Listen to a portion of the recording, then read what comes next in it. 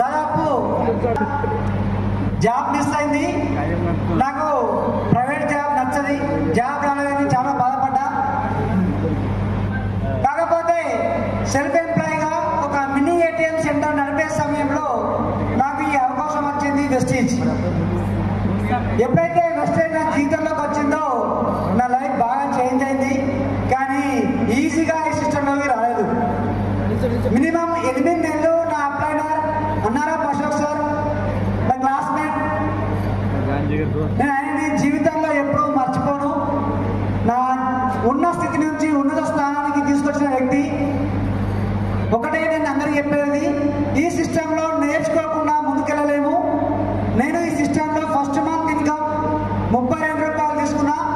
హైయెస్ట్గా 1,68,456 రూపాయలు తీసుకున్నా. Plus company నుంచి కార్ తీసుకున్నా.